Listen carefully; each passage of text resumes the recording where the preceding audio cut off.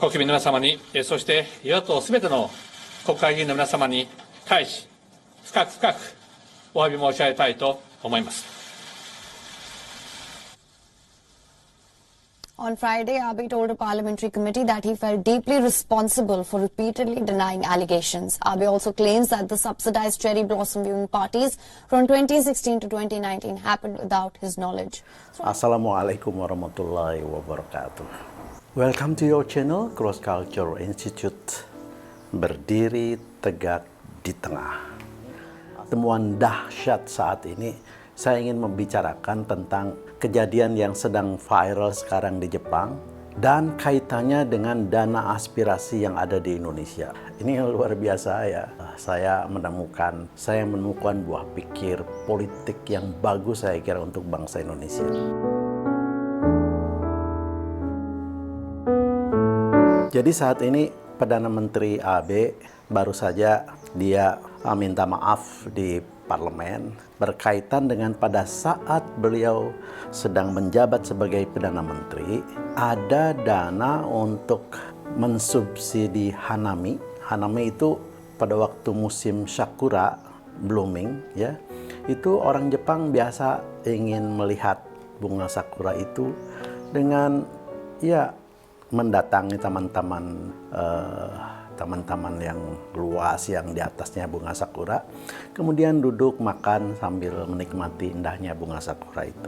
Terbiasa setiap kali bunga sakura muncul, maka hanami itu ada. Nah, ada acara hanami juga saat Perdana Menteri Abe berkuasa ya, yang dilaksanakan di sebuah hotel. Itu setiap orang yang datang dikenai biaya 5.000 yen. 5.000 yen kira-kira ya berapa? 600 ribuan lah. Yang menurut partai oposisi itu tidak masuk akal, tidak layak karena terlalu murah. Sebab diselenggarakan di hotel yang mewah gitu. Oleh karena itu dicari, ketemulah ada subsidi dari anggaran negara yaitu sekitar 30 juta yen atau 280.000 US dollar lah.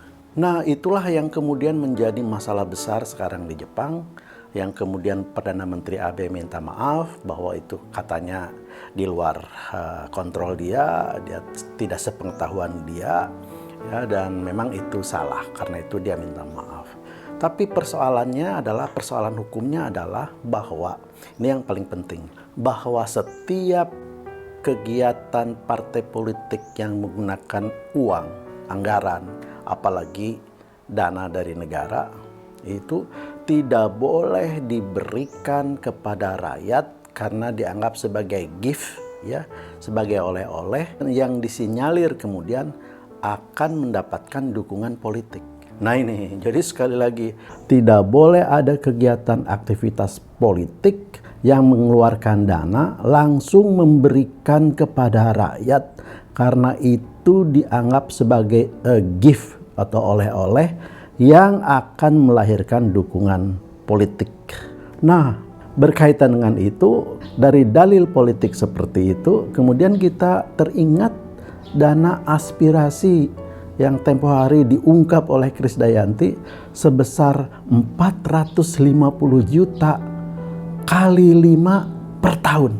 Jadi kira-kira 2,2 seperempat miliar per tahun dana aspirasi yang justru itu diperuntukkan untuk menjawab berbagai proposal dari masyarakat. Idenya itu. Dan kita tidak tahu apakah dana itu betul ya digunakan sesuai dengan proposal yang diajukan oleh masyarakat ya, atau hanya kamuflase saja ya, karena tidak ada sistem accountable publiknya.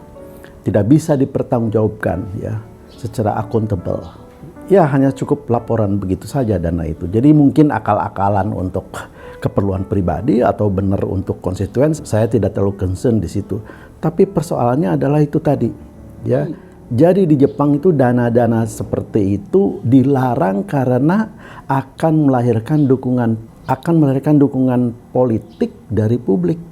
Nah ini disiapkan dana itu ya, dana konstituen itu, dana aspirasi itu ya, untuk merespon proposal-proposal dari masyarakat, ya sudah barang tentu mereka yang mendapatkan dana itu akan mendapatkan dukungan publik kepada partai politiknya. Itu kan pokok masalahnya.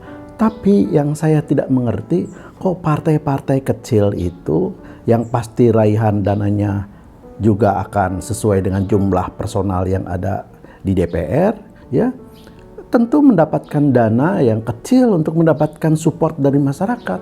Tapi toh dia setujui juga gitu. Jadi artinya partai yang kursinya banyak di sana akan mendapatkan dana yang besar dari banyak, dan multiple efeknya adalah dukungan politik dari rakyat yang semakin banyak. Sedangkan partai-partai kecil karena dananya kecil, ya dukungannya akan kecil. Jadi dari logika berpikir seperti itu adalah ketololan ya partai-partai yang suaranya kecil menyetujui dana itu. Kalau logikanya seperti itu. Tapi saya berpikir lain, mungkin karena ini adalah untuk kepentingan pribadi, ya udahlah nggak peduli. Mau PDIP dapat sekian persen, Golkar dapat sekian persen. Toh yang diterima oleh saya itu kan sama, 2,4 miliar per tahun. Nah saya kira ya melalui uraian ini saya menghimbau kepada warga masyarakat Indonesia ya supaya paham masalah ini. Kalaupun ini akan diteruskan, jangan ada kaitannya dengan dukung-mendukung terhadap partai yang membiayai dana itu, anggota DPR yang mengeluarkan itu ya. Nah kepada para politikus berpikir sedikit, dana itu tidak perlu ada ya yang besarnya signifikan sekali, yang tidak sesuai dengan kondisi masyarakat saat ini, yang hanya diperuntukkan untuk mendapatkan dukungan politik. Billahi fisabil haq.